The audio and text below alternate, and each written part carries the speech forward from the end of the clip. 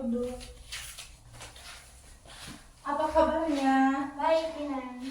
Bagus. Kesini sama siapa ya? Sendiri. Dari mana emang? Dari kampus. Oh, dari kampus. Bentar ya, saya minta minum. Kamu mau minum manis apa kopi? Teh manis aja, Inang. Teh manis. Ada ya.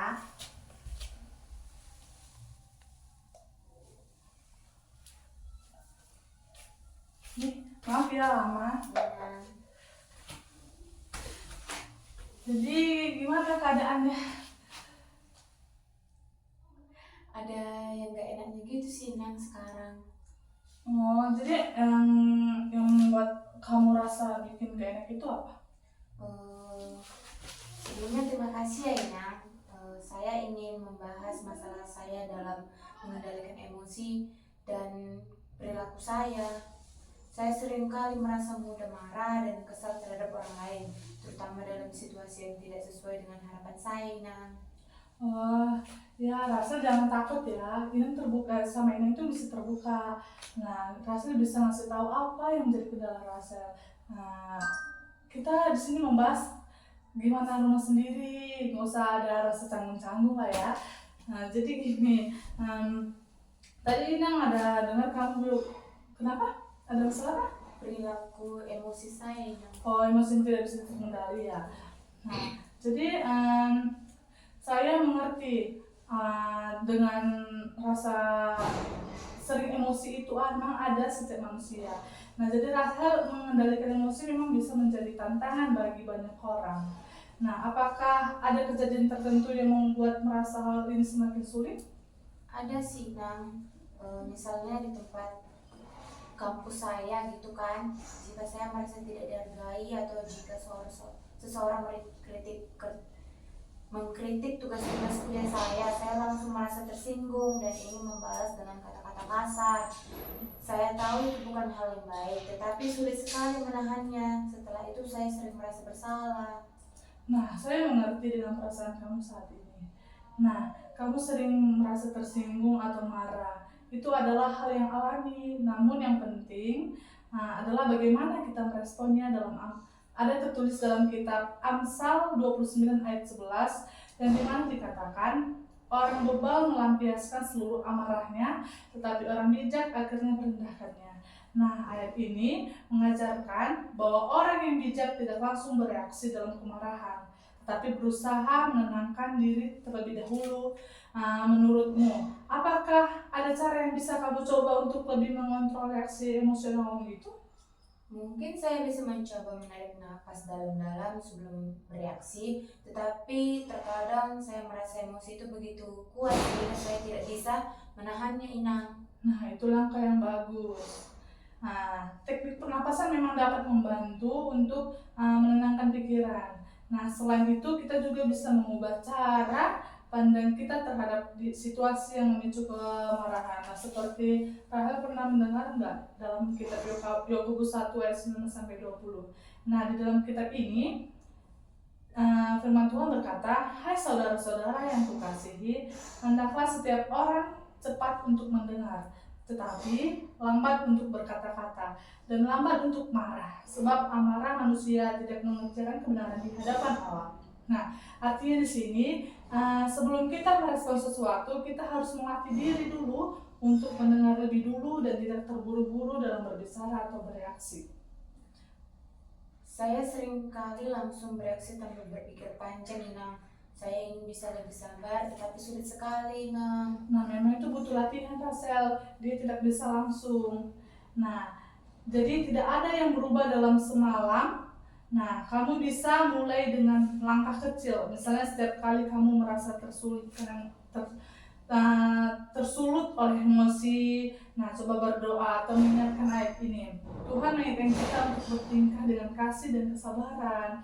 Nah, seperti dalam kitab Efesus ayat 31-32, firman Tuhan berkata, "Segala kepahitan, kegeraman, kemarahan, pertikaian, dan fitnah hendaklah dibuang dari antara kamu. Demikian pula segala kejahatan.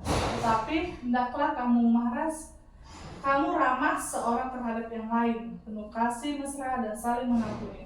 sebagaimana Allah di dalam Kristus telah mengampuni kamu. Nah, bagaimana ayat ini menurut kamu?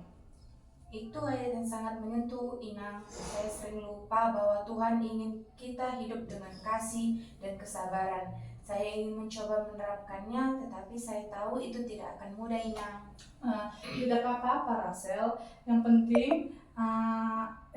yang penting itu adalah niat dan usaha untuk berubah. Nah, saya ingin menyarankan beberapa latihan untuk membantumu mengendalikan emosi.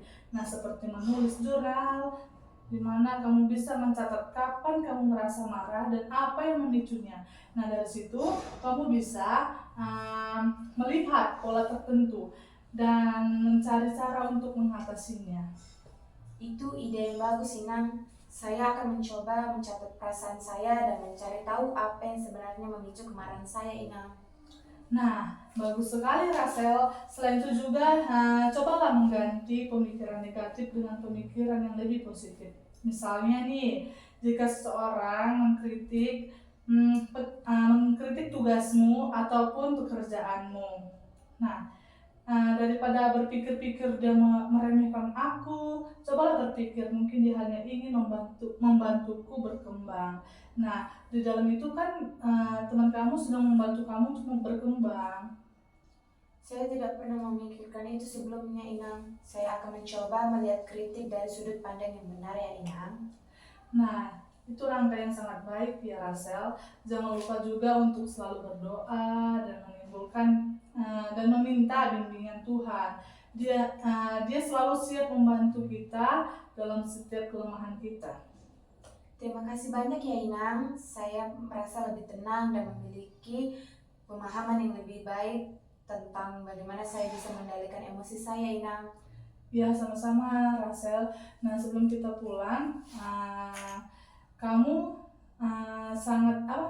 saat ini saya senang bisa membantu kamu. Ingatlah bahwa perubahan membutuhkan waktu, jadi bersabarlah dengan dirimu sendiri. Jika kamu merasa perlu berbicara lagi, saya selalu siap mendengarkan. Nah, sebelum kita menutup diskusi ini, apakah ada yang masih kamu ceritakan? Gak ada lagi sih, Inang, cuma ini aja nih masalahnya. Oh, baik. Jadi kalau misalnya tidak ada lagi, mari kita satukan hati, kita berdoa. Terima kasih Bapak, terima kasih Yesus, terima kasih buat berkat anugerah yang Kau berikan kepada kami, sehingga pada siang hari ini kami telah siap bercerita tentang masalah emosional dari anak kami Rasel. Kiranya Tuhan, Engkau beri dia kekuatan untuk melakukan perubahan emosinya dengan perlahan-lahan. Ya Bapa, berkati setiap kami dimanapun kami berada, dan Kau jauhkan dari kami segala mara bahaya. Terima kasih ya Bapa, terpujilah namamu kekal sampai selama-lamanya. Amin. Apakah Rasel buru-buru? Sepertinya enggak sih, Inang. Oh enggak. Nah jadi kamu masih ada masuk kampus nih?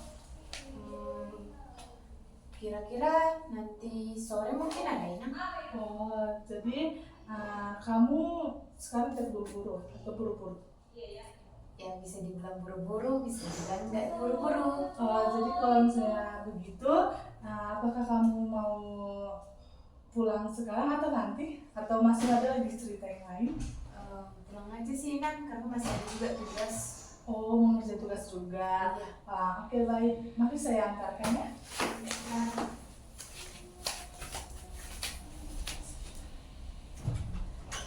Oh iya, Rasa naik apa? Kereta tapi Oh iya, hati-hati ya. Jangan ngebut. Iya, sayang. Salam, hati-hati ya.